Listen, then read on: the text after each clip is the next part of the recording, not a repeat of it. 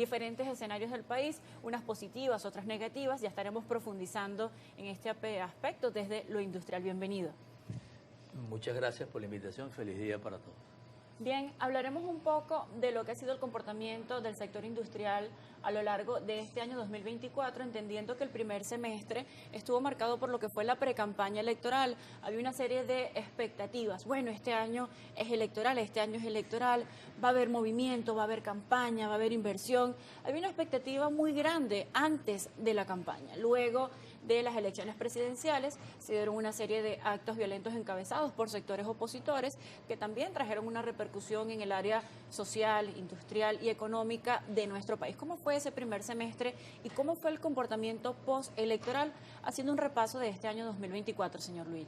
Sí, bueno, en primer lugar nosotros en Conindustria tenemos una herramienta que nos permite hablar sobre lo que tú dices, es decir, cómo está la industria, qué sectores crecen, qué sectores no crecen, identificamos cuáles son los factores que de una u otra manera inciden en la producción nacional y de allí lo que sabe hacer Conindustria es influir para crear políticas públicas y que nuestros productos lleguen a los anaqueles, que haya diversidad de productos, que generemos empleo y se recupere el poder adquisitivo.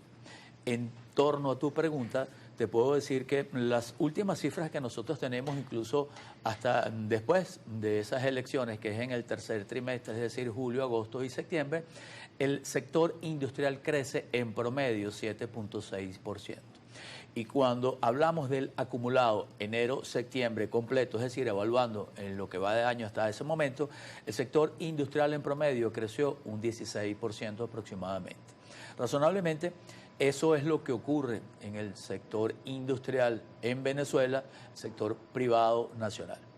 Resulta bien interesante el tema del crecimiento cuando habían ciertas actitudes pesimistas de algunos sectores, tanto públicos como privados, también desde el ala política de nuestro país en ambos bandos, pero al final pudiera ser la conclusión de que el consumidor final no tiene nada que ver con la política, es decir, un calzado, un producto de higiene personal, todo esto que tiene que ver con productos ya transformados al final, cuando van al anaquel, como usted lo dice, que colocan el producto allí, el anaquel no te pregunta qué militancia política tienes o qué preferencia, sino que simplemente necesitas el producto que está allí, ¿no? No solo ellos, sino nosotros también, en nuestro ADN, es generar productos, generar empleo, como lo dije anteriormente, y cuando llegas a un anaquel, tal cual como tú bien lo has dicho, lo importante es que no solo haya mayor oferta que la demanda, porque eso va a determinar al fin el precio, ¿no? Sino que haya competencia, con lo cual obliga a disminuir los precios, pero que haya competencia para que el consumidor al final tome la decisión de qué comprar. Y evidentemente, como tú lo dices, la política influye. Lo que nosotros hemos hecho de hace un tiempo para acá es que tratemos de que la política vaya por un lado y la economía por otro, si bien incide que sea lo menos posible. Y evidentemente, como también lo hemos dicho, tienes que crear las políticas públicas para que eso se logre. Cuando visitamos a los estados, nosotros no le preguntamos a un gobernador de qué partido político es. Nosotros lo que queremos es resolver el problema de esa región. Y cuando vamos con un alcalde ocurre exactamente igual. Y cuando vamos a la asamblea hacemos lo mismo. Y entonces, en ese particular es lo que nosotros estamos haciendo, es lo que sabemos hacer. Y evidentemente, este crecimiento que te he dicho, tú lo comparas evidentemente con el año anterior. Y lo que queremos es que esto se mantenga en el tiempo a pesar de los factores que inciden de una u otra manera en la producción nacional. A lo largo de este año, ¿cuál fue el alcance que tuvieron esas propuestas que ustedes llevaron a estos entes para crear políticas públicas? ¿Hasta qué punto fueron escuchados realmente a lo largo de este año con todas estas coyunturas? Sí, hay dos fases. Una fase con la cual nosotros tenemos muchísimos contactos, muchísimas reuniones con el Ejecutivo, con el Legislativo, con el Poder Regional, Estatal y Municipal. En muchos de los casos o anteriormente nosotros nos comunicábamos con un micrófono, teníamos una comunicación incluso al aire. Después de ello, con todos estos contactos, estos diálogos se hacen internamente. Hay muchos de estos planteamientos que se hacen en privado y se solucionan en particularmente. Hay otros que sí se hacen constantemente de manera tal de generar una opinión pública y presionar a que esas propuestas se logren. ¿Qué es lo que hemos logrado este año? En primer lugar, la ley de armonización estatal y municipal.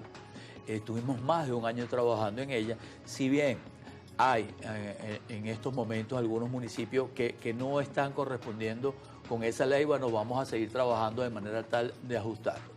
En otro particular, te puedo decir, recientemente se eliminó el IGTF en bolívares. Y a veces la gente nos pregunta, bueno, entonces eso benefició al sector industrial solamente. No, cuando logramos esas políticas se beneficia al país. A todos los hasta el sectores. Consumidor final que va a realizar una compra, porque lo que viene desde un inicio impacta hasta el último, aunque sea una unidad que compre un consumidor. Voy a eso. El hecho de eliminar el tema del IGTF, por darte un ejemplo, en bolívares, él hace que el producto disminuya. Y las preguntas, o a veces nos decían, pero los productos disminuyeron. Déjame decirte que una de las cosas que se logró también fue un aporte que hizo la industria privada del 9% de todo lo que le paga a sus trabajadores para dirigirlo a los pensionados. Esto representó un aumento de $20. Si bien no estamos diciendo que sea suficiente, pero sí contribuyó a que los pensionados se les mejorara el salario. Y después tenemos otras propuestas que seguimos haciéndolas. En conclusión te quiero decir, si tú dices, o a veces nos evalúan y dicen, eso es todo lo que has conseguido, pues si no lo hubiésemos hecho, no hubiésemos logrado nada.